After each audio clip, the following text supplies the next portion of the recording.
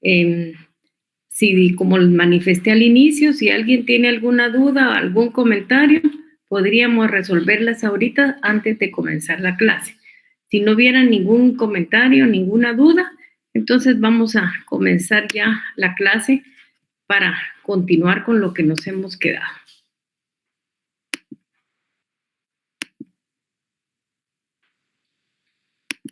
Bueno, entonces la semana pasada hablamos lógicamente de la inversión social, pero hoy también hay otro tipo de inversión y la inversión lógicamente,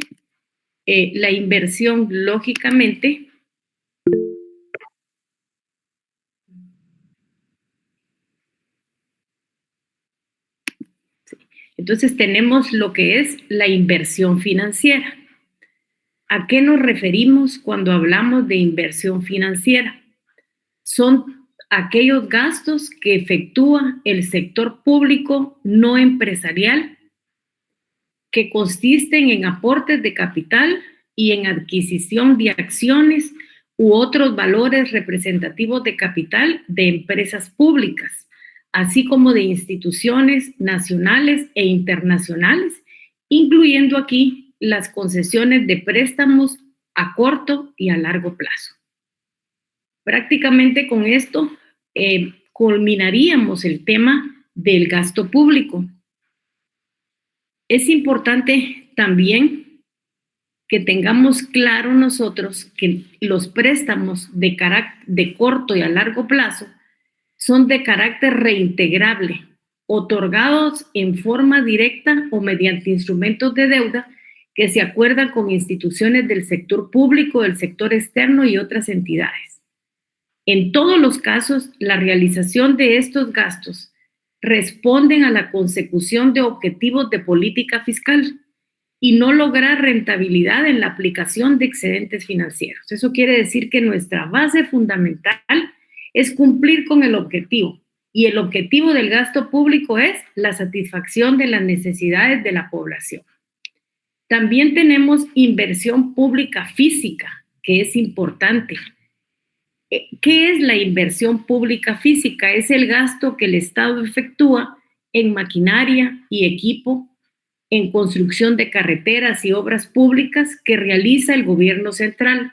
Lo pueden realizar también los gobiernos locales, las instituciones y empresas públicas descentralizadas, autónomas, financieras y no financieras.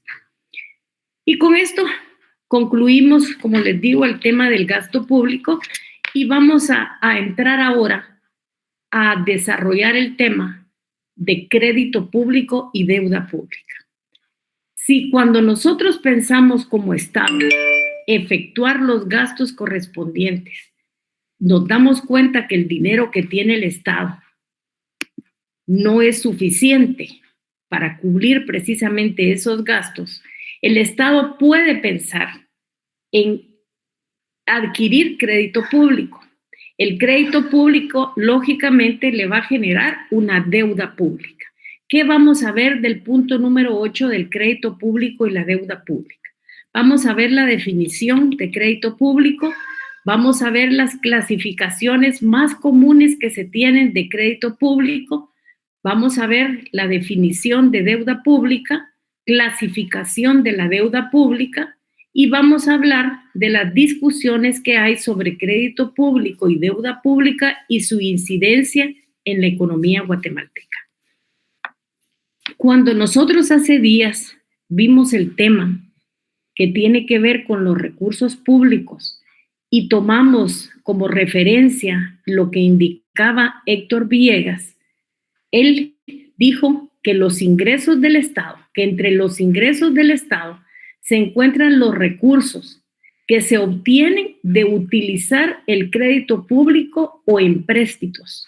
El crédito público también es conocido con el nombre de empréstitos. Lógicamente, si se utiliza el crédito público, lo que va a generar es una deuda pública.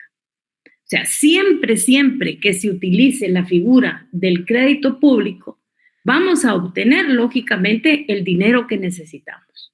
pero también vamos a adquirir la deuda pública que el Estado tiene que pagar y que lógicamente significa una carga muy importante para el Estado. En su significado comercial y más conocido, el crédito implica la fama o la reputación de que una persona goza para poder satisfacer sus compromisos. Porque lógicamente, si lo que se adquiere es crédito público que origina la deuda pública, es necesario cancelarla. Es necesario que se sepa cuál es esa fama o reputación que tiene el Estado para saber que lógicamente va a cumplir y va a satisfacer los compromisos que adquirió. Muchos tratadistas señalan que esto del crédito público que origina deuda pública no es que en todos los ejercicios fiscales deba utilizarse, porque esta es una figura que debe de utilizarse simple y sencillamente cuando se necesiten los recursos para poder satisfacer las necesidades de la población. En materia presupuestaria, ¿cómo es que nosotros debemos de entender el crédito público? Desde el punto de vista presupuestario, es la autorización que se concede a la administración para realizar gastos hasta una cierta cuantía. ¿Cómo debemos de entender, cómo vamos a definir el crédito público? Primeramente nos tenemos que ir al diccionario de la Real Academia Española y el diccionario nos da que etimológicamente crédito significa dar o creer. Esto, en el ámbito de la figura del crédito público, es la facultad o capacidad que tiene un Estado para contraer deudas. Como todo crédito, ya lo dijimos, está fundamentalmente basado en la confianza de que el deudor, en este caso el Estado, habrá de cumplir el compromiso que contrae al solicitar el crédito. Cuando el Estado hace uso de su crédito público y obtiene en préstamo cierta cantidad de dinero, lógicamente no solo consigue el dinero, sino que también adquiere lo que se llama deuda pública. El crédito público tuvo su desarrollo en una época relativamente reciente, la cual podemos ubicar nosotros en los últimos días del siglo XVIII y los inicios del siglo XIX.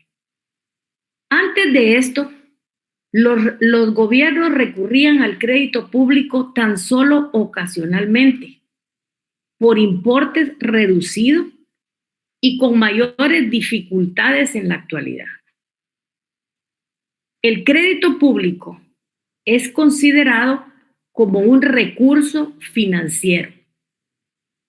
Es un arbitrio relativamente moderno y podría decirse que en su forma actual nace y se desarrolla en el siglo XVIII para adquirir después en el siglo XIX y particularmente en el presente siglo un inmenso desarrollo.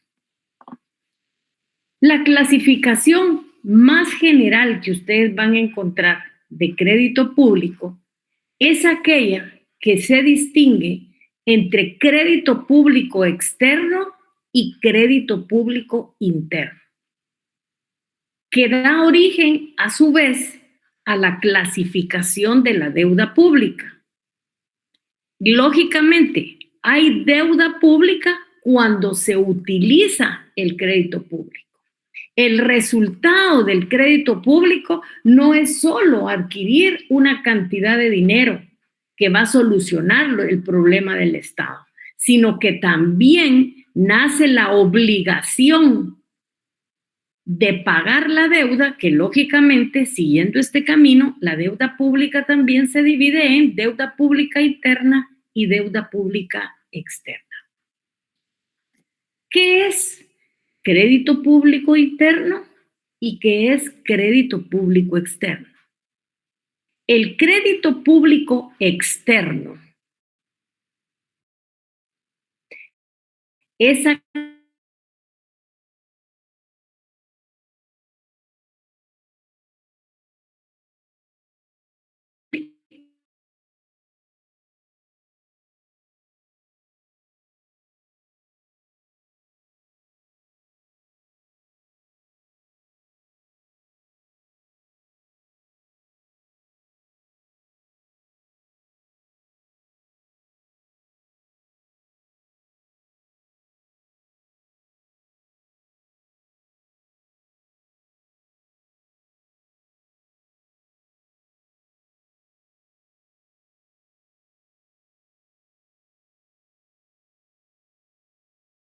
en Europa,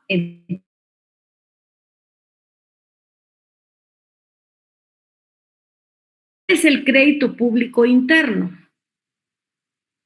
Es aquel de que un Estado goza dentro de las esferas de su propia economía nacional. O sea, aquí en el país va a conseguir inversionistas particulares que estén en Guatemala que le proporcione al Estado los recursos que necesita. El crédito público externo, cuando el Estado hace uso de este arbitrio financiero, que no es el arbitrio tributario, es el arbitrio financiero, obtiene los fondos que necesita de un Estado extranjero o dentro de la economía extranjera. O sea, necesitamos en el crédito público externo quien nos dé el dinero. Y aquí tenemos que saber quién es el que nos va a dar el dinero. ¿Nos lo va a dar un Estado extranjero o nos lo van a dar instituciones de crédito o particulares que estén fuera del territorio nacional? Valga la redundancia, que estén en el extranjero. El uso del crédito público externo es independiente del crédito público interno. O sea, el Estado puede obtener un crédito público interno, pero al mismo tiempo puede conseguir un crédito público externo. ¿Por qué? Porque son independientes.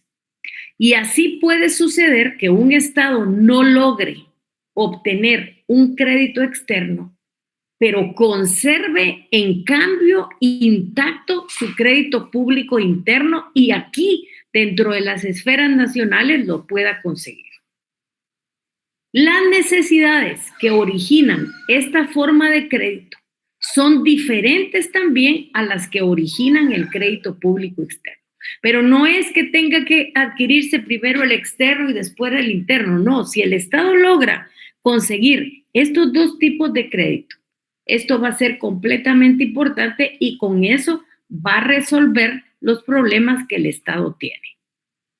Entonces, sí tienen que tener claro ustedes, anótenlo por ahí, que las necesidades que originan esta forma de crédito público son también diferentes a las que originan el crédito interno. ¿Cuándo se utiliza el crédito público externo?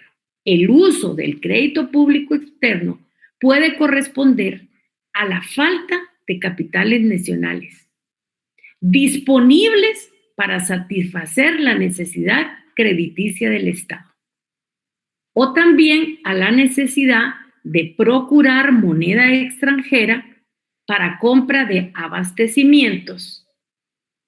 Eso es cuanto al crédito público externo. En cambio, cuando se da el crédito público interno, esto se origina cuando el Estado necesita un recurso extraordinario que puede obtener dentro de sus propias fronteras los recursos monetarios que necesita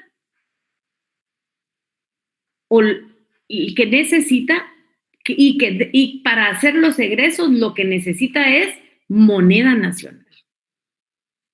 Los efectos económicos que se originan en el crédito público externo y en el crédito público interno también son diferentes. Recuerden ustedes que no son interdependientes, pero también los efectos económicos son completamente diferentes. Nosotros aquí podemos concluir que el crédito público externo proporciona al Estado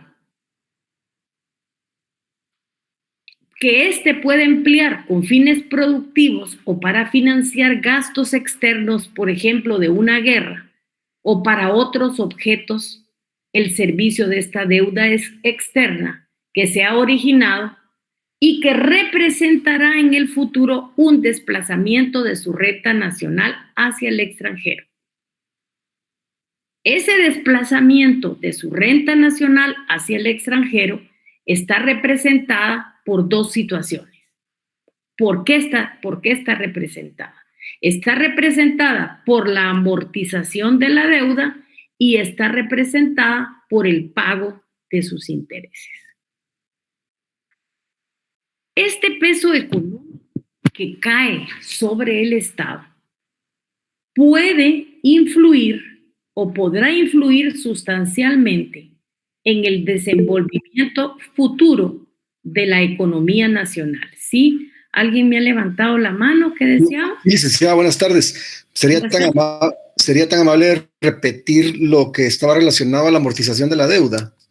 ¿Cómo no? Vámonos, ahorita se lo voy a regresar. Gracias. Aquí está. Entonces yo les decía que el desplazamiento de la renta nacional hacia el extranjero está representada de dos situaciones. ¿De qué está representada? De la propia amortización de la deuda y el pago de sus intereses. ¿Ya tomó nota? Sí, gracias, muy amable. No tenga pena. Este peso económico puede o podrá influir sustancialmente en el desenvolvimiento futuro de la economía del Estado deudor. Y ello impone la necesidad de analizar estos efectos antes de recurrir al crédito público externo, así como el deber de efectuar más tarde operaciones sobre la deuda pública externa, con el objeto de aminorar el peso económico de ella.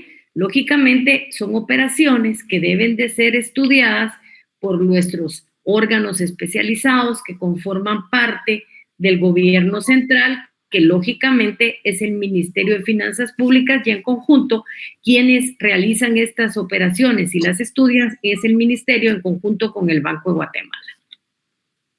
Ahora, ¿cuándo se da o qué es el crédito público interno? Es el que tiene un Estado dentro de las fronteras de su economía nacional. ¿Para qué lo obtiene? Para obtener los capitales que necesita.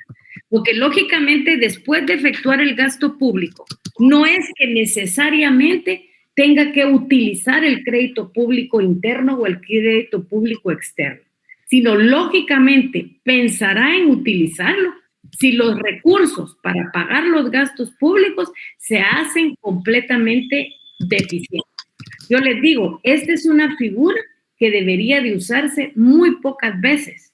Dicen unos autores que no debería de aplicarse siempre, sino que es cuando exista la necesidad.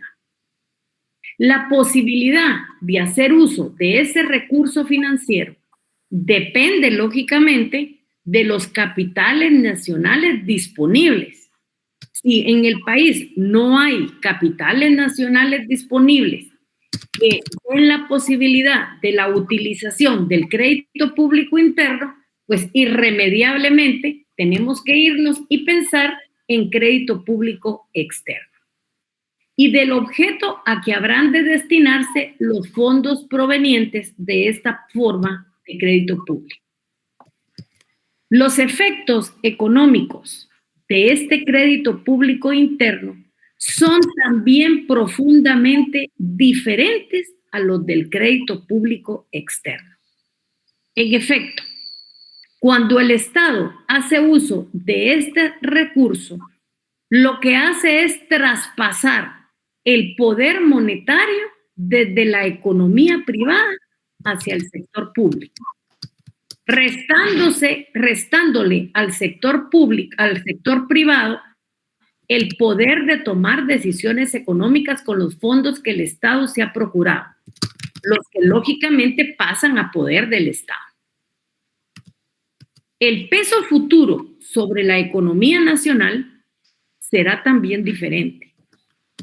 ¿Por qué? Porque el servicio de esta deuda, las amortizaciones y los intereses quedarán en manos de la economía nacional. Y concretamente, ¿en quién quedarán? En el poder de los tenedores que tienen los títulos de crédito de esta deuda. Alguien, Erwin Estuardo, me dejó, creo que el micrófono encendido. ¿Será que no tenga pena? Es que se oye un poquito. Como el Estado habrá de utilizar esta deuda con una parte de los ingresos públicos que obtenga en el futuro para conocer el peso de esta deuda, que esta deuda representa sobre la economía nacional y sobre los distintos grupos económicos, habrá que hacer un análisis de la naturaleza de los gastos públicos del Estado.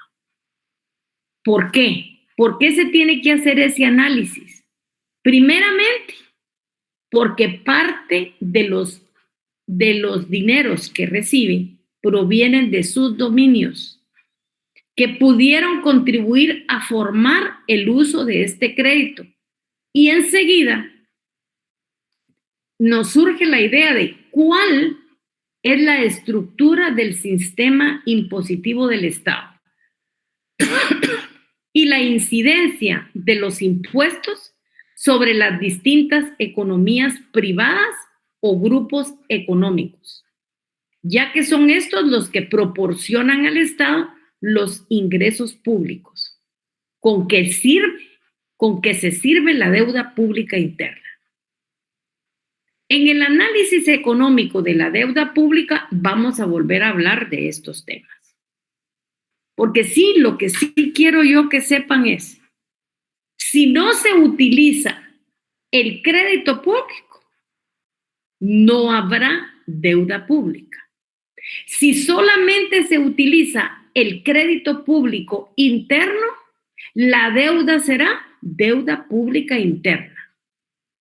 Pero lógicamente, si hay crédito público interno y crédito público externo, lógicamente habrán los dos tipos de deuda que hay que solventar. No es que el crédito público deba de usarse obligatoriamente, sino ustedes saben que nosotros utilizamos el crédito cuando no tenemos dinero y cuando tenemos la necesidad que alguien nos preste. Entonces, la primera puerta que nosotros debiéramos tocar es la deuda pública interna, porque es más conveniente para el Estado. Pero si lógicamente no conseguimos en Guatemala quién nos preste ese dinero, no encontramos quién nos haga salir de los problemas económicos que tenemos, entonces lógicamente nos tenemos que ir a pensar en el extranjero, y si conseguimos a base de la confianza que nos tienen quién nos preste, pues allá en el momento determinado ya sabremos cuál es la que nos van a prestar, si la deuda pública interna o la deuda pública externa. Como conclusión, podemos indicar que el Estado tiene momentos concretos en los cuales los fondos disponibles en la Tesorería Nacional no son suficientes para cubrir ciertos gastos, los cuales no pueden esperar. Y como no se puede esperar, esto significa que el Estado tiene que conseguir los fondos sí o sí a través de la utilización del crédito público a corto plazo regularmente, que luego van a ser reembolsados. sea, prácticamente tenemos problemas de liquidez en la Tesorería Nacional, en el mes ese que tenemos que pagar, pero tal vez más adelante ya vamos a tener esos fondos disponibles que van a venir del pago de los impuestos, porque si ustedes se dan cuenta, los impuestos, en cada momento pagamos un impuesto.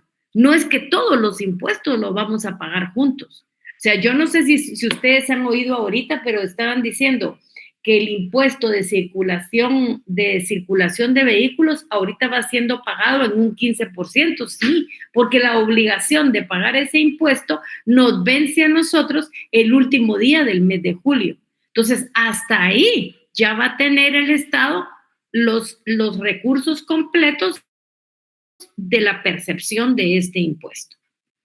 La utilización, y esto es muy importante que quiero que se lo graben. O sea, yo quiero que yo les logre transmitir a ustedes que el crédito público no es que tengamos que utilizarlo. No es que obligatoriamente el Estado se tenga que endeudar, sino que se va a endeudar si tiene necesidad. Por eso es que muchos autores consideran que la utilización del crédito público debe de ser de manera excepcional y restringidamente y no cubrir gastos considerados normales. Como ya obtuvimos el crédito público, ahora nos va a surgir la figura de la deuda pública, porque si nosotros adquirimos el crédito, ya sea crédito público interno o crédito público externo, ¿qué es lo que va a suceder? Que acompañada de ese dinero que nos van a proporcionar, viene la deuda que nosotros vamos a adquirir, porque la tenemos que cancelar. No sé si en lo que vamos tienen alguna duda, algún comentario, algo que quieran hacer antes de entrar al tema de la deuda pública. Bueno, si no tenemos ningún comentario, avanzamos en el contenido del programa. Deuda pública. Hemos usado el término crédito público, que corresponde como concepto a la posibilidad de que el Estado obtenga, mediante una promesa de pago, los fondos que necesita. Y esa promesa de pago, efectivamente, es lo que se conoce con el nombre de deuda pública, que lógicamente, si lo que se adquiere es crédito público interno, va a ser deuda pública interna. Si lo que se utiliza es crédito público externo, lo que vamos a tener que pagar es la deuda pública externa. La deuda pública es el compromiso que contrae el gobierno de un país.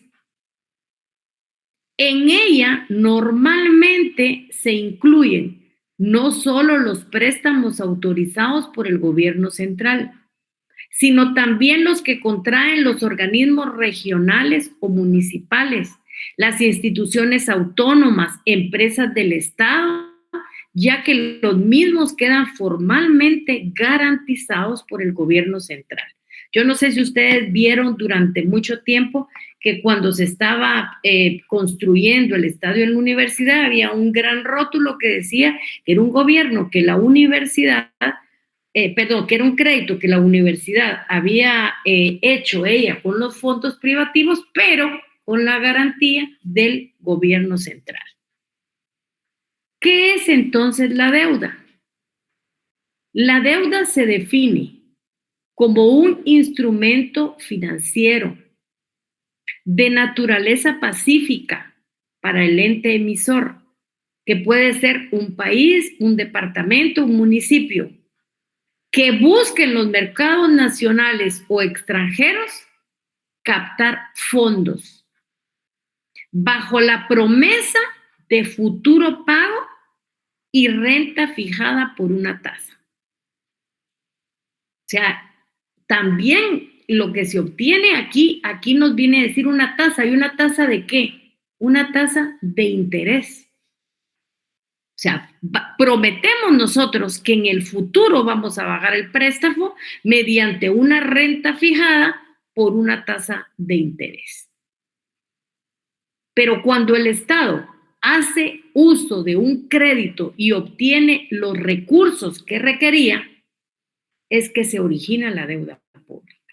O sea, la consecuencia fundamental de la utilización de la figura del crédito público interno y el crédito público externo hace que el Estado obtenga recursos.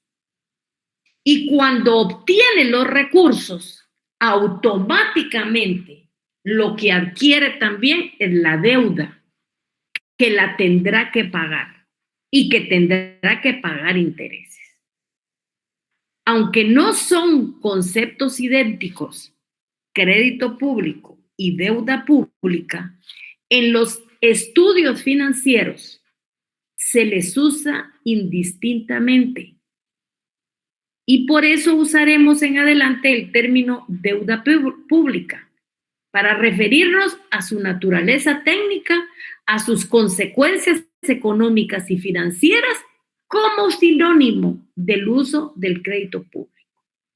Siempre, siempre, y eso es lo que ustedes deben de tener claro, siempre que se adquiere deuda pública, que se adquiere crédito público, independientemente que sea crédito público interno y crédito público externo, lo que se va a generar no solo es recibir el dinero que nos van a prestar, sino también el pago de la deuda pública. La deuda pública está representada por todos los compromisos monetarios, externos o internos, directos o indirectos del Estado, que son la consecuencia o que se han originado por el uso de su crédito público. Eso es algo que tenemos que tener claro y me gustaría que por favor lo tengan claro, que la deuda pública está representada por todos los compromisos monetarios.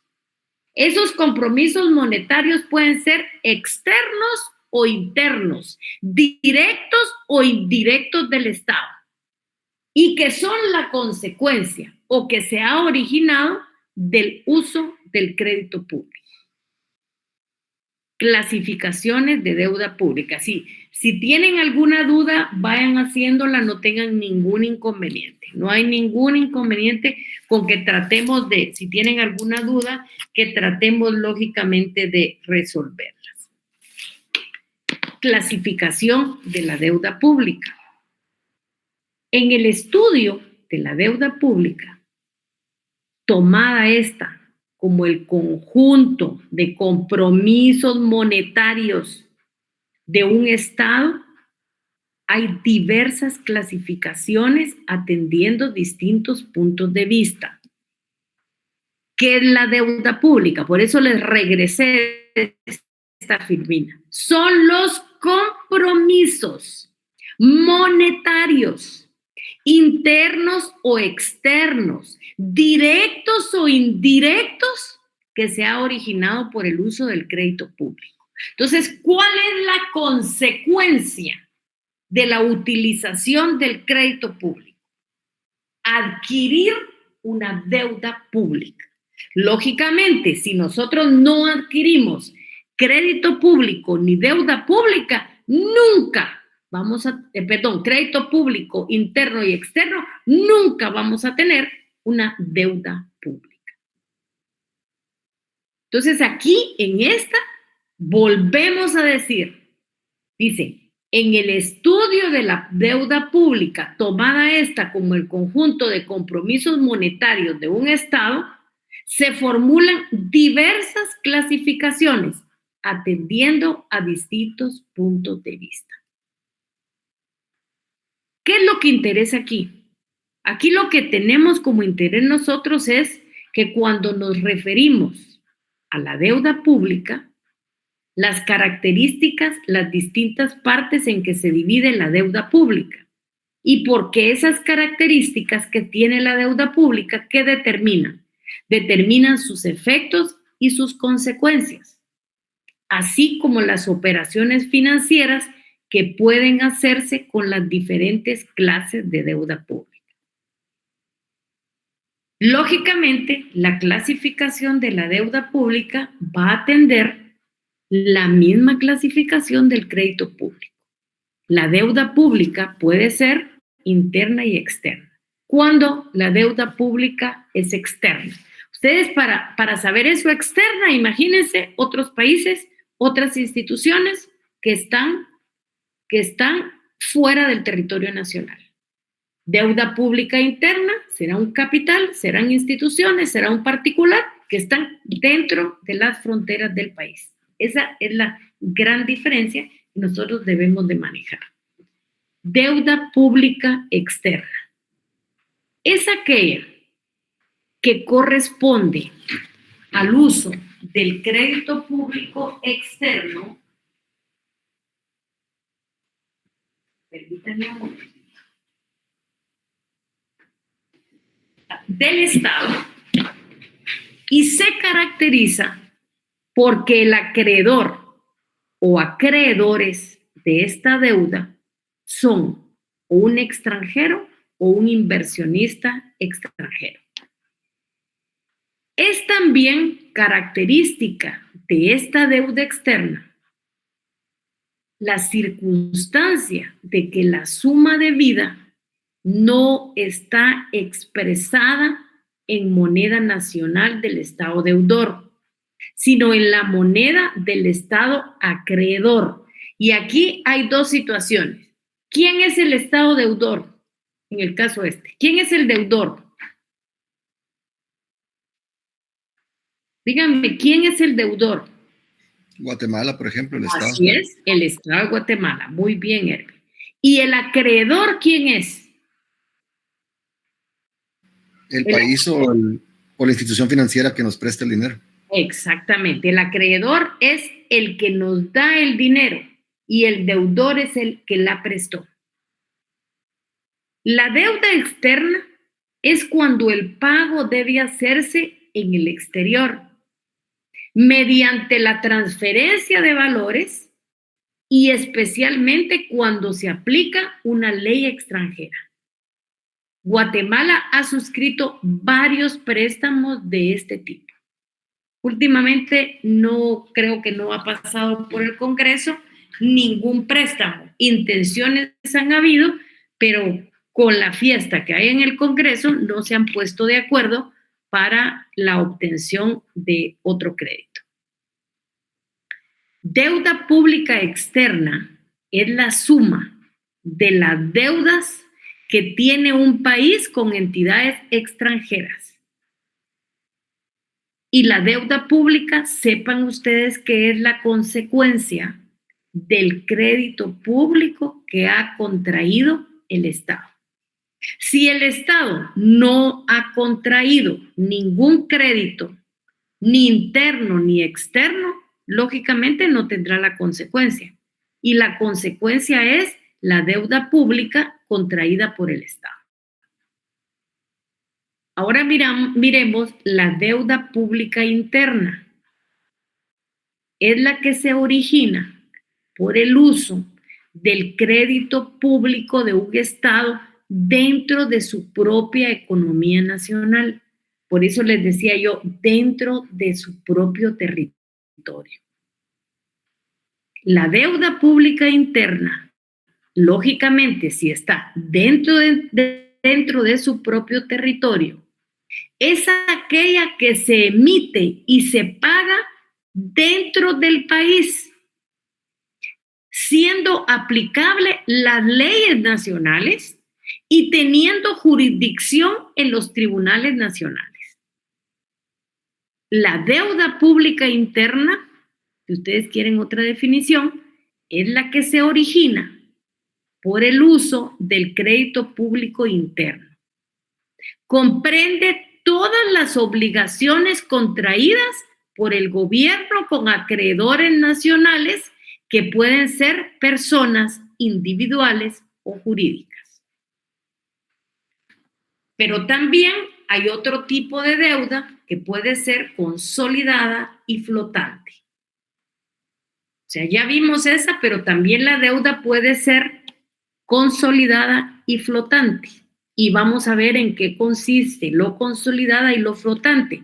Esta deuda está dirigida al periodo que tiene el Estado para cancelarla. Entonces, lógicamente, esto tiene aplicación tanto en la deuda pública externa como deuda pública interna. Nosotros ya vimos en una diapositiva donde decía que se paga intereses. Entonces, esta deuda consolidada y flotante está referida, lógicamente, al periodo que se tiene para cancelarla. Por eso es que el crédito público y la deuda pública no puede ser consolidada ni flotante, porque aquí se está refiriendo al pago de la deuda. Entonces, ¿cómo puede ser la deuda pública? Consolidada y flotante. La consolidada es un tipo de deuda a largo plazo y proporciona al Estado deudor un periodo más o menos largo de años para cancelarla o hacerla efectiva, para cancelarla o hacerla efectiva. La deuda pública consolidada es aquella deuda permanente, atendida por un fondo que no requiere el voto anual de los recursos correspondientes. Y la deuda pública consolidada puede ser reembolsable y perpetua. Cuando la deuda pública consolidada es reembolsable, se concreta cuando el Estado deudor contrae el compromiso de devolver por pagos parciales o en un periodo determinado el capital que le fue prestado y los intereses del mismo. Y la deuda consolidada, cuando es perpetua, cuando no existe vencimiento de la deuda, de la misma, dice, y por lo tanto nunca es reembolsable, porque lo que se prestó van a pagar intereses toda la vida, todita la vida. Por eso los intereses van a ser perpetuos. No van a pagar la cantidad que se le pagaron, pero van a pagar intereses toda la vida, que lógicamente implicará para el Estado un compromiso muy fuerte en el pago de los intereses. La deuda pública flotante es la deuda a corto plazo, originada regularmente por déficit de caja y su exigibilidad se produce en un espacio de tiempo reducido. Si bien la deuda flotante corresponde casi siempre a una parte de deuda interna, en ciertos casos puede también una deuda flotante exterior. Situación que se produce con respecto a una deuda exterior que no alcanzó a colocarse y sobre la cual el Estado deudor haya podido recibir anticipos.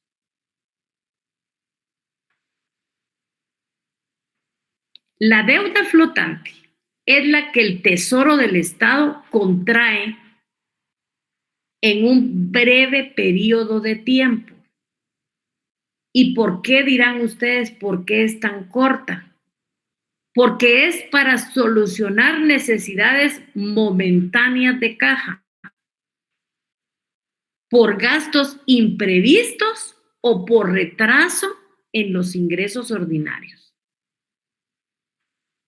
Esta clasificación carece en la actualidad de significado, porque hoy se considera más ajustada la que divide la deuda a largo plazo, a mediano plazo o a corto plazo. La deuda a largo plazo exactamente, aproximadamente está para pagarla en 30 años. La mediana en un periodo de 3 a 10 años y a corto plazo, 1 año. Esto es lo que se usa actualmente, ya no la consolidada y la flotante, sino que ahora esta clasificación cambió y se dio por deuda a largo plazo, a mediano plazo o a corto plazo. ¿Cuándo es la deuda a largo plazo? Aproximadamente 30 años. ¿Cuándo es la deuda a mediano plazo? Aproximadamente de 3 a 10 años. Y a corto plazo, 1 año plazo. También tenemos otros tipos de deuda, que son perpetua y redimible. ¿Cuándo es perpetua? Son las que el Estado asume con la sola obligación de pago de intereses, sin compromiso de reembolsar el capital o con la reserva de reembolsarla cuando quiera. O sea, prácticamente puede ser una deuda que la va a tener toda la vida. Por eso es que se denomina perpetua. Irredimible. ¿Sí? ¿Alguien levantó? Sí, licenciada, disculpe, ¿existe algún ejemplo de alguna deuda perpetua en el país? No. Casi todas las que tenemos ahorita se están pagando a largo plazo, más de 30 años. Listo, gracias. Como le digo, el último crédito que se autorizó fue en el tiempo del presidente Yamatei y 30 años. No sé si después vayan a pedir más prórroga, pero de momento son 30 años. Gracias. No tenga pena. Y luego está la deuda redimible. Son aquellas en que el Estado se obliga al reembolso y al pago de intereses con diferencia en los términos de duración y planes de amortización. Cuando nosotros tenemos que distinguir entre la deuda redimible o reembolsable, en la cual el Estado del deudor contrae el compromiso de devolver por parcialidades o al periodo de tiempo el capital que recibió en préstamo. Mientras que la irredimible o perpetua, con la cual el Estado recibe el capital, no se obliga a devolverlo, sino únicamente a cancelar los intereses. Entonces, para que nosotros tengamos bien claro esta deuda, la redimible recibe también el nombre de reembolsable. Y cuando lógicamente se llama reembolsable, es que la tiene que devolver. ¿Cómo la va a devolver? Por parcialidades o al término de un periodo. Ahí va a devolver el préstamo que recibió. O sea, la va a pagar.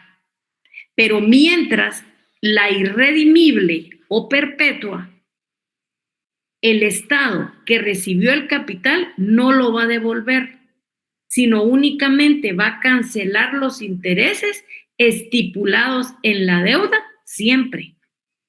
Toda la vida va a pagar intereses.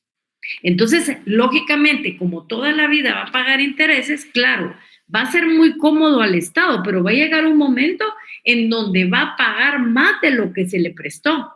¿Por qué? Porque puede pasar más de 30 años pagando intereses.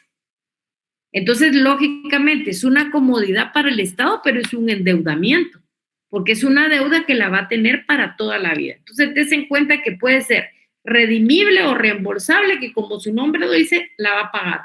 Y la irredimible o perpetua solo va a pagar intereses. En la deuda irredimible, el Estado toma sobre sí únicamente el peso que habrá que significarle el pago de los intereses de esta deuda. Y por parte los inversionistas reciben títulos representativos de la parte de la deuda que han adquirido, lo que les dan derecho a percibir mientras sean los propietarios los intereses correspondientes a sus títulos. Esta deuda no priva al inversionista de la posibilidad de recuperar el capital, ya que puede recuperar el capital. ¿Cómo lo puede recuperar? enajenando estos títulos y obteniendo en ellos el capital representativo al valor en que logre venderlos. El Estado, a su vez, puede ir cancelando esta deuda si adquiere los títulos de su deuda perpetua. La deuda irredimible o perpetua está considerada por la mayorista de tratadistas como la forma más avanzada de crédito. Y aunque no se ha generalizado como una expresión del crédito público, es probable que, dada la dirección de constante acrecentamiento que lleva la deuda pública en los distintos países, esto vaya constituyendo una modalidad cada vez más usada de la deuda pública consolidada. También puede haber una deuda pública directa o indirecta. ¿Cuándo es directa? Es aquella que puede ser un crédito público interno o externo que él ha contratado, que afecta su patrimonio y que debe servir. O sea, le va a servir para los gastos propios del gobierno central. Pero la deuda pública interna, la deuda pública indirecta, puede ser la interna o externa que han contraído otros órganos públicos. Por ejemplo, las municipalidades o entidades en que el Estado tiene un interés social o económico y que éste garantiza su cumplimiento. O sea, la deuda pública interna es la propia del Estado, afecta su patrimonio y la debe de pagar. Mientras que la deuda pública indirecta es la que contratan otros órganos públicos como las municipalidades o entidades en que el Estado tiene un interés social o económico y que éste garantiza su cumplimiento. Estas deudas públicas indirectas del Estado teóricamente no lo afectan financieramente. Es decir, no gravitan como egresos de su presupuesto, porque no le corresponden, ya que le corresponden a organismos o entidades que dentro de la vida del Estado gozan de una determinada autonomía financiera o económica. Pero pueden obligar al Estado porque el Estado ha sido el garante. El Estado se ha servido de garante y las ha garantizado.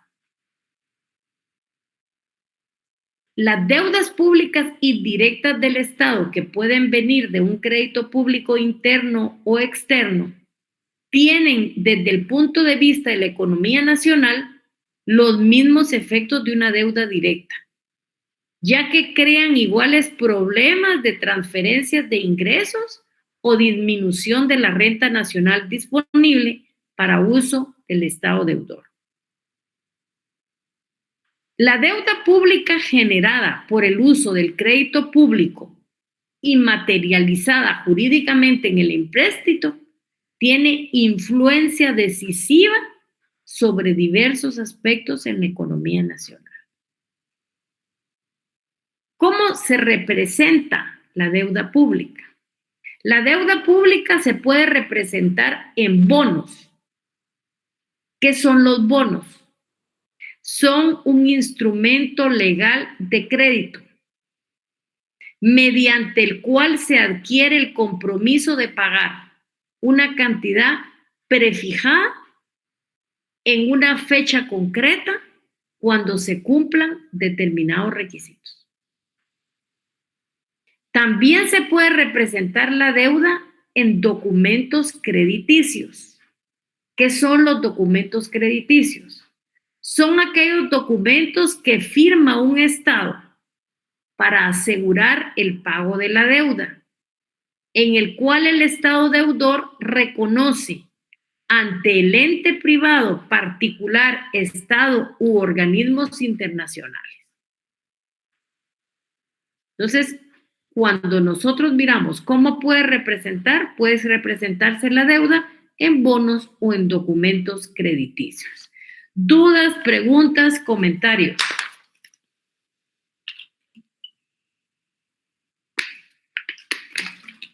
¿Cómo se ha discutido el crédito público y la deuda pública en su incidencia en la economía guatemalteca? Bueno, antes de esto les voy a hacer un anuncio. Ya tengo ahorita el listado de 64 personas, restando a Willy, que están en la clase, que son 63, que aparentemente están. No sé si no están ahí. De aquí vamos a sacar un punto solo si lo necesitan. Si no lo necesitan, no hay punto. Le vamos a dar el día de hoy un punto por estar en la clase. Como todo se pasa en el norte, el que venga el 65, les cuento que nos quedamos iguales. De 65 en adelante, en este momento, no hay ningún solo punto. Bueno, vamos a ver discusiones sobre crédito. ¿Qué manda? Pablo. Pablo me pidió hablar. ¿Qué manda, Pablo? Licenciada. No tenga pena. Bueno, entonces ahora vamos a hablar sobre las discusiones sobre el crédito público y deuda pública y su incidencia en la economía guatemalteca. Inglaterra fue el primer país que utilizó el crédito público. ¿Cuándo lo inició? En el año de 1688. En la época en que comienza a hacerse uso del crédito público, la doctrina se pronunció abiertamente contra este arbitrio financiero. ¿Qué dijo la doctrina? La doctrina dijo que lo consideraba una amenaza. ¿Una amenaza para quién? Para el Estado. ¿Por qué? Porque causaría su ruina en el futuro. A pesar de esos vaticinios y de esas opiniones, ahí sí que les valió como cuando yo le hablo a ustedes, les valió un 10, como dicen los patojos. Nadie lo consideró, a pesar de lo que dijeron los doctrinarios. Los estados fueron haciendo uso de ese recurso financiero, sin tomar en cuenta las opiniones pesimistas y como una necesidad de hacer frente a los crecientes gastos públicos, especialmente a los derivados de las guerras. Las curvas gráficas que demuestran el desarrollo e incremento de la deuda pública de los principales estados europeos señalaron un ascenso casi vertical del crédito público que se dio desde fines del siglo XVIII hasta el año de 1815. Pero se estabilizaron entre ese año al año 1815, pero se estabilizaron entre 1815 y 1914. Y ahí volvió a ascender después de este periodo en forma vertical. En los Estados Unidos, la deuda federal crece desde 65 millones de dólares en 1860 a 269.422 millones. En 1946 representó el 138.80 de su renta nacional. Prácticamente a estos les pasó lo mismo que a nosotros nos pasa el primer año que tenemos tarjeta de crédito. La zumbamos. Porque lógicamente el tener una tarjeta de crédito a la mano es tener un crédito. Por eso cuando uno paga mensualmente lo que gasta la tarjeta no es negocio para ningún banco, porque el negocio de la tarjeta es cobrar los intereses al banco. Ese es su interés. El que no quiere intereses no la usa. Pero ¿cuándo debemos, por ejemplo, considero yo que debe de usarse la tarjeta? Comida y urgencias, que puede ser la salud, porque la salud no hay mañana. Mañana es la muerte. Pero comprarme un par de zapatos, comprarme un vestido, eso puede esperar. Naturalmente, si los zapatos los tienen rotos, pues habrá que comprar un par de zapatos. Entonces es una emergencia, pues. En el presente siglo, el uso del crédito público vuelve a experimentar un inmenso acrecentamiento con motivo de la depresión mundial de la tercera década y lógicamente la Segunda Guerra Mundial, tanto en el periodo en que la antecede, durante ella, como el que la sigue. Ese inmenso acrecentamiento de la deuda pública de los estados, sin que se produjeran las catástrofes anunciadas por los teóricos del siglo XVIII y por algunos de épocas posteriores, ha conducido a una nueva visión sobre la deuda pública, dando origen a un estudio profundo de sus características económicas, de sus consecuencias sobre la economía nacional y sobre la población de un país o sobre sus distintos grupos económicos. En los países latinoamericanos, como los nuestros, el uso actual de crédito público es constante. Y ese uso constante del crédito público, ¿qué implica? Implica el endeudamiento de los estados. ¿Dudas, preguntas, comentarios? Y entraríamos prácticamente a nuestro punto número 9, que es la política fiscal. La política fiscal, vamos a ver definición, características, vamos a hablar del pacto fiscal, vamos a hablar de la definición, de los principios y de la incidencia en la economía guatemalteca. Para adentrarnos y comprender la política fiscal propiamente dicha como una función del Estado, es necesario indicar que la Constitución Política de la República de Guatemala, en su artículo 2, permítanme, solo voy a tomar agüita, contempla como deberes del Estado. Es deber del Estado garantizarle a los habitantes de la República la vida, la libertad, la justicia, la seguridad, la paz y el desarrollo integral de las personas. La imposición de los tributos en nuestro país, ustedes saben que está fundamentada. ¿En qué está fundamentado? En el artículo 135, literal D, de la Constitución Política de la República, que establece que es un deber de los guatemaltecos contribuir a los gastos públicos en la forma prescrita en la ley. ¿Y cuál es la forma prescrita en la ley? Pagar impuestos.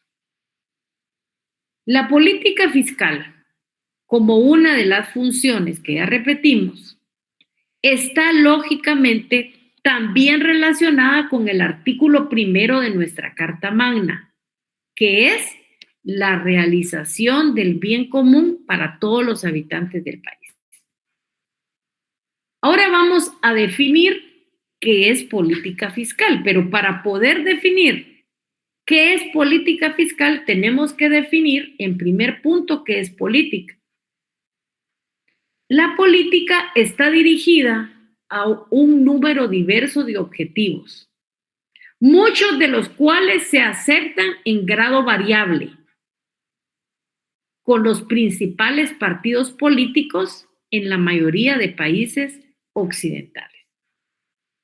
De ahí nosotros sacamos que política fiscal es una rama de la política económica que configura el presupuesto del Estado y sus componentes, el gasto público y los impuestos, como variables de control para asegurar y mantener la estabilidad económica. La estabilidad económica puede presentar dos elementos fundamentales, el déficit y el superávit. El déficit es tener menos recursos de los que necesitamos. Y el superávit es tener mucho más dinero que nos permita el ahorro. Otras definiciones de política fiscal, porque como autor ustedes se encuentren, así van a encontrar lógicamente. ¿Qué es política fiscal? Es parte de la política económica que no solo abarca ingresos por la vía de los impuestos, sino que de cualquier índole. Además, comprende los gastos de toda especie del fisco o hacienda pública.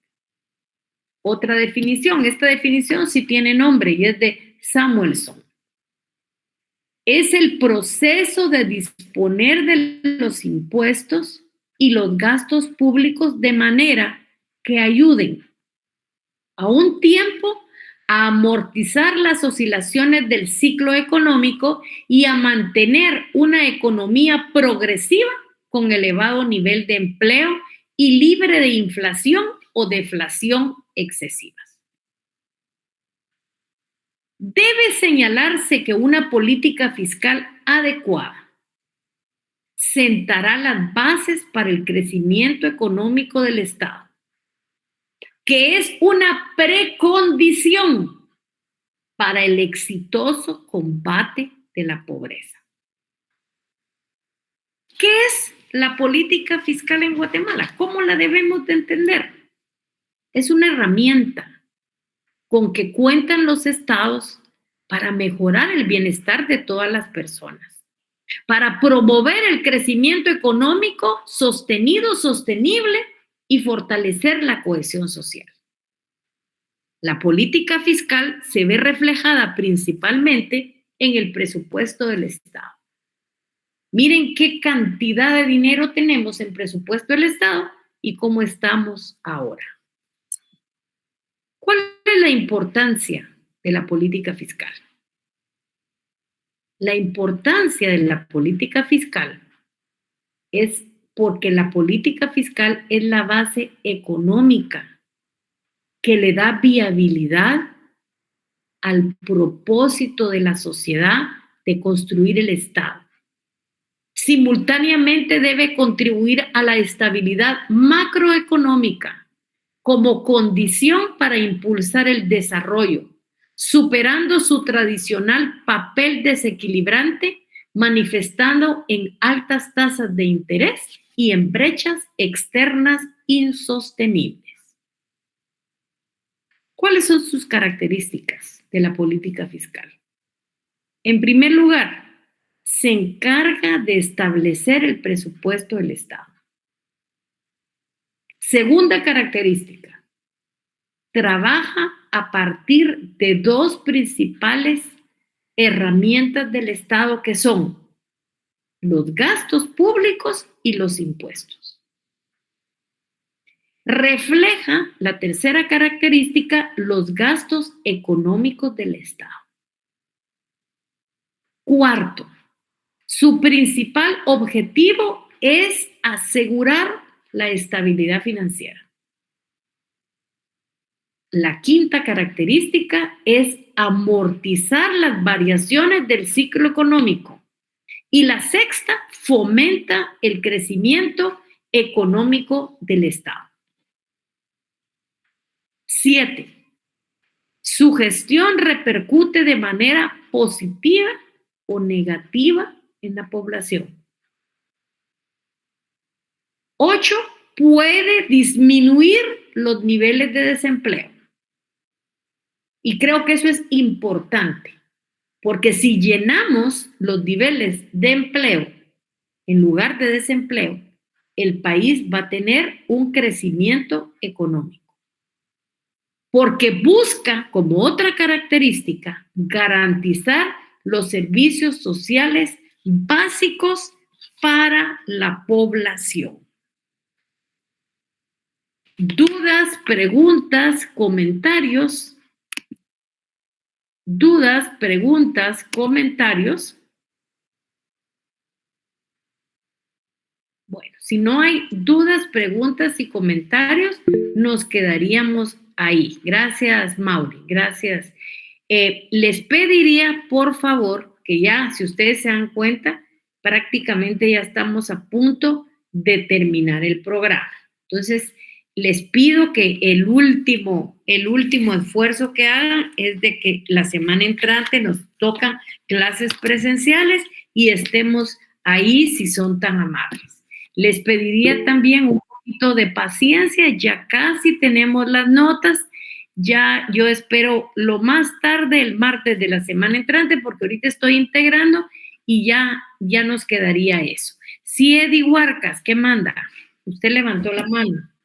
Doctora, buenas noches. Buenas noches. Perdone una consulta. Dice que yo tuve el inconveniente de que no me pude presentar al examen y al extemporáneo por el horario, porque nos citaron a las 4 de la tarde, pero por cuestiones laborales se me hace muy difícil. Se me hizo difícil presentarme. No sé si tengo otra opción. No, fíjese que yo no puedo hacer extemporáneo del extemporáneo, pero nosotros estuvimos todavía a las 5:30 viendo si había alguien que llegara tarde, y ahí está Will, y usted no se asomó. Por cuestiones laborales, licenciada, se me ha hecho un poco difícil. Pero el problema es que no hay extemporáneo del extemporáneo. Ese es nuestro problema. Entiendo. Y de todos modos, usted no me mandó, a mí no me llegó ninguna carta suya, o sea, ni la carta presentó. Sí, licenciada, sí, presenté en coordinación. ¿Cuál fue su cómo se llama esta cosa? ¿Cuál fue su justificación? Sí, su justificación. Licenciada, yo en donde trabajo salgo de viaje muy recurrentemente. Entonces ya no me pude hacer presente en el horario que, bueno, de hecho ya ni regresé ese día. Pero ¿qué hacemos? Porque mire, si usted, hay gente de la A que la examinamos en la B para que no tuvieran problema. Luego Claro. nos quedamos esperando a los del extemporáneo, pero si no llegan, ¿qué hacemos? Muy bien, entiendo, licenciada, le agradezco mucho. No tenga pena, gusto de Buenas saludarlo. tardes. Willy, ¿quería hablar algo ahí usted? No, escuchando al compañero Huarcas, yo creo que una de las notas son las que sobraron cuando se llegaron a hacer los extemporáneos los muchachos. La verdad es de que sí, usted tiene razón, terminamos un poquito tarde la sección A y después terminamos aún más, un poco tarde la sección B.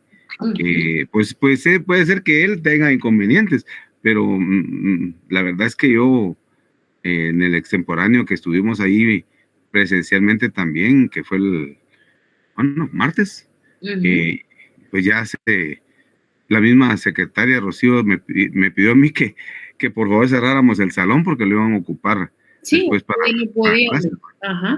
Bueno, pero yo creo que ya estamos agotado el tema, así que ya no tiene alguien alguna situación que quiera plantear. Si no es así, entonces primero Dios, nos vemos el día martes. Buen fin de semana, cuídense mucho, que estén bien. Solo, doctora. ¿Qué manda? No sé si hay alguna instrucción para algún material o usted lo define después. Ya les pueden mandar el 7 y el 8. Con mucho gusto. Claro, sí. Ya solo nos quedaríamos el otro que vamos a ver. Ok, muy bien. Pasen feliz noche, gusto saludarlos, que estén bien, se cuidan.